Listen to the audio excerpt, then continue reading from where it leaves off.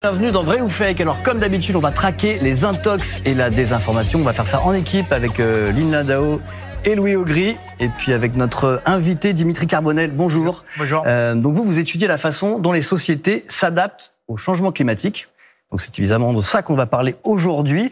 Est-ce qu'on fait vraiment les bons choix pour éviter la catastrophe annoncée? C'est chaud les intox. Bon, on va dire que c'est la moins mauvaise solution, la voiture électrique pour l'instant. Mais est-ce qu'on pourra vraiment remplacer tout notre parc thermique par un parc électrique? Compliqué, non ? Non, c'est pas possible parce que il y a une telle demande, tel besoin en termes de matériaux. Il y a du lithium, il y a du cobalt, il y a du cuivre. En plus, les prix vont très fortement augmenter pour l'ensemble de ces matières parce que tout le monde veut avoir des véhicules électriques. C'est la première des choses. En termes de capacité électrique, en particulier lors des pics. Alors, il y a des solutions qui sont possibles, mais néanmoins, on n'aura certainement pas toute la capacité électrique pour pouvoir répondre à l'ensemble, effectivement, de ces véhicules. Et de l'autre part, il faut sans doute voir des alternatives parce que le véhicule électrique a du sens.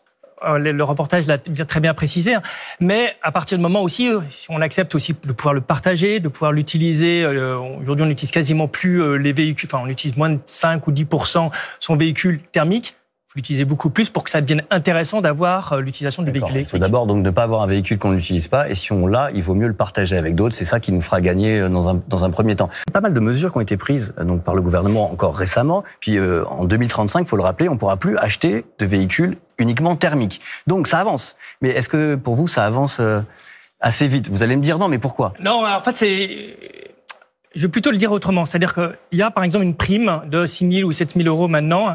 Là, il faut dire, uniquement les véhicules en dessous, par exemple, de 60 kWh ont, par exemple, l'autorisation d'avoir cette prime. D'autre part, il faut bien se rendre compte que lorsqu'on se trouve dans une commune rurale ou même dans des communes en Île-de-France qui n'ont pas nécessairement accès, n'ont pas suffisamment d'argent pour pouvoir acheter un véhicule électrique, il faut trouver d'autres solutions. Donc ça veut dire qu'il faut investir dans des transports, alors bien sûr dans le ferroviaire, dans des pistes cyclables ou des boxes sécurisées pour le vélo, et aussi dans des solutions de covoiturage qui soient mutualisées, parce que là, ça va permettre à la fois d'avoir des solutions qui sont écologiques, mais qui permettent aussi de préserver la mobilité des personnes. Ouais. Est-ce qu'il y a des choses en France qu'on n'a pas très bien faites? Si on fait le bilan un peu de ce qu'on a fait et pas bien fait, sur quoi on aurait dû insister? Parce que là, honnêtement, on s'y prend tard. Je veux dire, on sait que la crise, elle est là et on commence à se dire, oh là là, les voitures électriques, faut y aller. Mais bon. En fait, ce qui manque, alors je pense que c'est encore en train de commencer à changer, mais c'est le manque de vision globale. La mobilité, c'est pas le véhicule électrique ou c'est pas le train, c'est l'ensemble des possibilités. Quand moi, par exemple, je me rends à un endroit, je me dis, OK, est-ce que je prends le train, le vélo ou autre chose? Et je regarde quelles sont les solutions qui, à la fois, sont, bien sûr, sûres, mais de l'autre côté, qui me coûtent assez peu cher, qui aussi ont un impact écologique qui est réduit. C'est l'ensemble de ces paramètres. Lorsqu'on propose et lorsque même l'État met en place des infrastructures qui permettent d'avoir des alternatives qui tiennent la route sur le plan écologique et sur le plan de pouvoir d'achat, là, on va y aller. Donc, et c'est ça qui manque aujourd'hui, c'est d'avoir cette vision globale en proposant des solutions qui tiennent la route. C'est de comment ce que vous dites, c'est qu'en fait, on n'a pas de politique globale, on fait des petites mesures à droite à gauche, mais il n'y a pas de plan global, c'est ça? Disons, on se dit, allez, par exemple, il y a un plan vélo qui a été mis en place. Mais il y a effectivement quelque chose qui a été fait pour le véhicule électrique. Mais il n'est pas dit, notre objectif, c'est de fournir à tous des mobilités avec leurs moyens. Et dedans, il y a le vélo, il y a le véhicule électrique, il faut avoir cette vision d'ensemble, cette stratégie d'ensemble qu'aujourd'hui, il me semble manquer. D'accord. Ce que je comprends un peu à demi-mot, c'est que finalement, le gouvernement fait annonce des mesures, mais que l'annonce est presque aussi importante que le plan qui n'existe pas derrière. C'est que voilà, c'est bien au salon de l'auto de dire on va faire plein pour l'électrique, mais au final, il n'y a pas vraiment de plan global. Bon, c'est un peu inquiétant, mais on va continuer à en parler et on va s'intéresser à autre chose. Parce que alors, qu'est-ce qu'il y a de plus polluant qu'une voiture? Un avion, et c'est la grosse intox. Alors je dis que les avions c'est très polluant, mais rassurez-vous parce que grâce à Air France, heureusement, on a une solution. Si vous acceptez de payer un peu plus cher votre billet d'avion, eh bien on peut vous promettre un vol zéro impact carbone. Là, vous me croyez pas trop, vous sentez un peu l'embrouille. Ouais, vous sentez l'embrouille. Nous aussi, on a senti un peu l'embrouille. Dimitri Carbonel, je vous voyais regarder le sujet avec attention. Greenwashing ou pas greenwashing? C'est une blague. C'est une blague. Au-delà de greenwashing, il y a blague, quoi. D'accord. Ah ouais, non, mais c'est carrément une blague. Pourquoi? Parce que bon, il y a quelques éléments qui ont été déjà donnés, mais planter des arbres, en plus, il risque d'y avoir des incendies, donc en plus à l'autre bout, avec l'autre problématique de biodiversité, il y a plein d'autres problèmes par rapport à la reforestation. Après, de l'autre côté, se dire ouais, super. Bonne conscience, je prends l'avion, c'est zéro carbone. L'ADEME a dit c'est juste pas possible.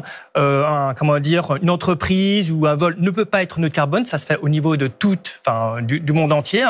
Non, le sujet ici, c'est de réduire. Alors, c'est vrai que ça fait pas plaisir à tout le monde, je comprends, mais c'est de réduire le nombre de vols. Et là, il y a pas mal de solutions. On peut par exemple réduire le nombre de créneaux horaires. Effectivement, ça passera sans doute par une augmentation des prix des vols. Ça commence à se voir, et pas sur la base écolo du style volontariat. C'est non. Ce que vous nous dites, c'est que les vols vont être réservés à une élite qui pourra payer. C'est ça que vous voyez comme le futur de l'aviation? Le point suivant, c'est de toutes les manières, il va falloir faire moins de vols. La question, c'est effectivement la question de l'équité.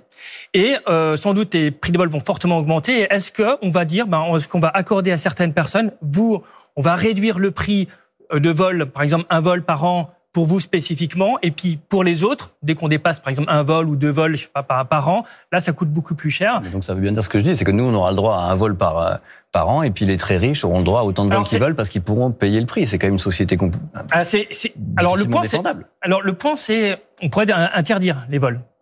La question, c'est comment est-ce qu'on arrive à interdire ça? Et tout l'enjeu, et j'ai pas la réponse, pour être tout à fait honnête là-dessus, c'est entre interdiction et ça. Après, par exemple, pour la quantité de vols, on pourrait imaginer que le prix soit bien au-delà du coût normal, pour les vols qui sont, on pourrait le faire de manière gradation, de 1 à 2 vols, 5 vols, et puis après, au-delà de 10 vols, c'est des prix qui sont énormes, qui potentiellement financeraient les autres choses. Mais peut-être on pourrait interdire aussi, mais c'est compliqué. Bon, après, je dis ça, mais en fait, les gens les plus riches ont accès déjà à des choses auxquelles les plus pauvres n'ont pas accès. C'est un peu déjà la société dans laquelle on est. Donc c'est vrai que finalement, ça serait la même chose. On entendait dans le sujet que Air France aurait une autre solution qui serait ces biocarburants. Est-ce que ça peut nous sortir d'affaire? Parce que pour le coup, s'ils volent avec des biocarburants, on peut tous prendre l'avion, c'est cool.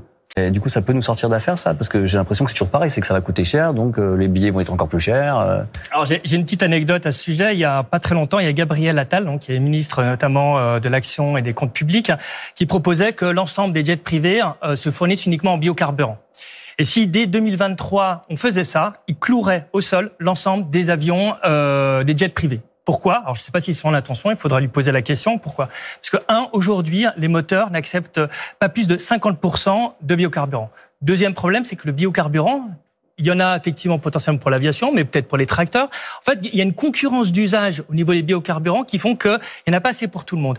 Et encore, tout dépend du biocarburant. Si par exemple, on a ce qu'on appelle des biocarburants de seconde génération qui sont utilisés à partir effectivement de déchets agricoles notamment, bon, effectivement, c'est mieux, mais il n'y en a pas tant que ça. Mais si on le prend à partir de ce qu'on appelle la première génération, notamment de maïs, ça fait concurrence avec l'alimentation humaine ou animale et aussi au niveau des terres. Donc, certes, c'est un mieux, je dis pas le contraire, mais c'est certainement pas la solution. D'accord. Vous avez abordé l'idée de jet privé qui marcherait au maïs. Moi, j'aime bien l'idée. Et on va s'intéresser du coup à cette grande polémique de l'été sur les jets privés qui serviraient donc à aller à Ibiza aux plus riches. Et on peut comprendre que ça gêne les gens à qui on demande des efforts. Mais le fils de Bernard Arnault est venu pour expliquer que cet argument il tenait pas du tout la route. Pourquoi? Parce que d'après lui, les jets privés, c'est pas utilisé pour aller à Ibiza, c'est pour travailler. Le fils du milliardaire Bernard Arnault a pris la parole pour défendre son père, accusé de polluer la planète avec son jet privé. Cet avion, c'est un outil de travail. Notre industrie, elle est hyper concurrentielle. C'est sûr que le jet privé, c'est un outil professionnel, on n'en doute pas. Maintenant, c'est vrai que dire que on s'en sert beaucoup pour aller à Ibiza, là, on sentait un peu l'hypocrisie. D'ailleurs, a confirmé que c'était pas très clair. On l'a vu, il y a des gens très différents qui prennent ces jets privés. En tout cas, moi, j'ai jamais pris de jet privé, donc je peux pas vraiment parler d'expérience. Vous avez pris des jets privés dans votre famille? Non, j'ai jamais eu l'occasion, et je pense que j'en prendrai jamais. Ça serait compliqué pour vous d'avoir un discours écolo et de vous balader en jet privé. Ça serait bizarre. Mais finalement, par contre, au-delà du symbole que représente le jet privé, on a bien compris, est-ce que c'est un vrai enjeu? Parce que finalement, c'est quand même petit sur la masse de vol. Alors effectivement, je crois que c'est 0,1% des émissions de CO2 en France. Donc c'est vrai que ça paraît minime. Mais il y a plusieurs messages derrière. Parce que si par exemple je me dis, À la limite, pour les jets privés, c'est pas grave. De l'autre côté, moi, à titre personnel, si je dois réduire de 20 à 19 degrés ou de 19 à 18 degrés, je me dis que mon impact est encore beaucoup plus faible que celui d'un jet privé. Donc, pourquoi est-ce que moi, je ferais le moindre effort alors que d'autres ne le feraient pas? Je pense que pour les jets privés, il faut que ça soit suffisamment dissuasif pour que les gens, quand ils prennent l'avion privé, ils se posent la question de est-ce que vraiment j'ai pas le choix que de prendre l'avion. C'est déjà assez dissuasif, c'est excessivement cher, le jet privé. Quand on a l'argent, on a l'argent. Oui, mais du coup, si on augmente, le problème, c'est qu'ils vont... Non, mais il y a plusieurs manières. Alors, il y a des choses, effectivement, il y a un amendement, ce sera pas dissuasif, un amendement qui a été porté par Jean-Marc Zulesi de la majorité, relative, pour que, au moins déjà, le prix, les taxes, soit équivalente à celle d'un véhicule. Alors qu'aujourd'hui, il n'y a pas de... Non, en fait, c'est ça qui est amusant. C'est que c'est un trou, entre guillemets, dans la raquette, puisqu'il n'y a pas de taxe pour le kérosène pour les jets privés, à la différence des avions commerciaux. C'est quand même assez amusant. Quand même, je ne savais pas, merci. C'est une nouvelle blague. D'accord. Donc déjà de remettre à ce niveau-là, déjà en termes d'équité. Après, parce qu'on pourrait dire, ok, on pourrait interdire complètement ces jets. Là-dessus, moi, je suis toujours méfiant des interdictions totales. Imaginons, par exemple, que dans certains cas, on a besoin d'un jet privé pour transporter, par exemple, un cœur pour une transplantation. Ça peut avoir tout à fait du sens. Et même pour le travail. Je veux dire, on va pas interdire aux hommes d'affaires très riches d'aller signer leur contrat à Hong Kong en jet privé. Je veux dire, ça correspond à une réalité business. Est-ce que vraiment, nous, on peut dire non, terminé, vous ne le faites plus? Il faut qu'il se pose. En moins, mais... Non, mais il faut qu'il se pose la question. C'est-à-dire que, et là aussi, on peut dire oui, on est contre effectivement. Enfin, il y a eu pas mal de bruit autour. Je pense qu'il est positif parce que ça oblige ces personnes-là à se poser des questions. Et je suis certain que même, par exemple, les enfants, par exemple d'Antoine Arnaud, vont peut-être lui dire, écoute, papa, est-ce que tu pourrais pas dire soit à ton papa ou à grand-papa de réduire sa consommation de vol ou aux dirigeants, parce que je pense que c'est pas nécessairement que lui, parce que ça fait pas du bien à la planète. Et je pense que ce type de messages, y compris par les enfants, sont importants.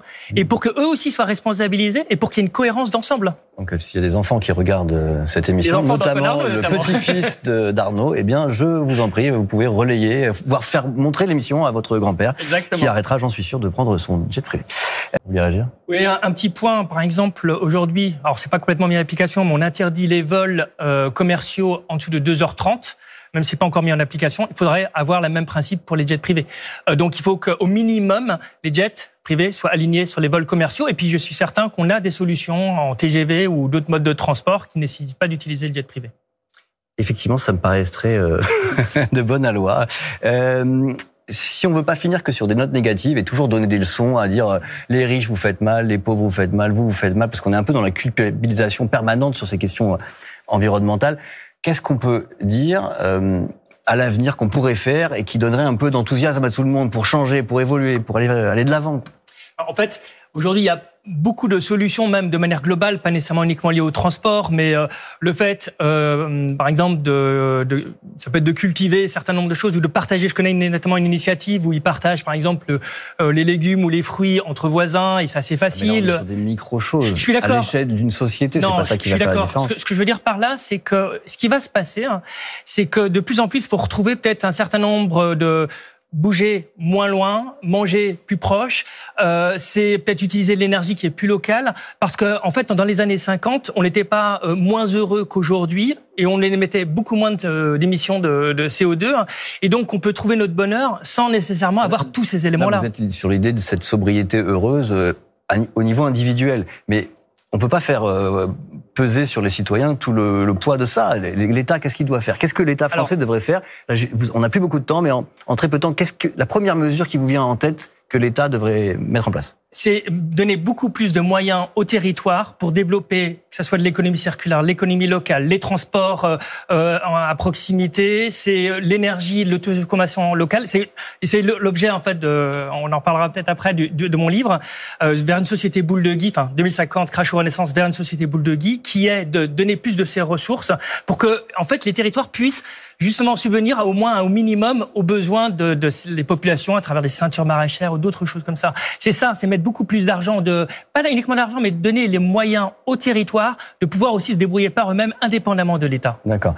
Et vous l'avez dit tout à l'heure, il faut qu'il y ait un plan global et qu'on soit pas simplement dans la mesurette, annoncer événement après événement pour relancer toujours la communication sur le sujet. Merci beaucoup Dimitri Carbonel d'avoir été avec nous pour faire le tri là comme ça sur les intox écologiques. Je vais montrer votre livre que vous avez déjà mentionné à l'instant, qui s'appelle 2050 Crash ou Renaissance chez Libri Nova. Il est costaud, donc allez-y. Mais on peut le lire en diagonale. On peut le lire en diagonale. Voilà, Vrai ou Fake, c'est fini pour aujourd'hui, mais on se retrouve la semaine prochaine avec d'autres intox et d'autres enquêtes.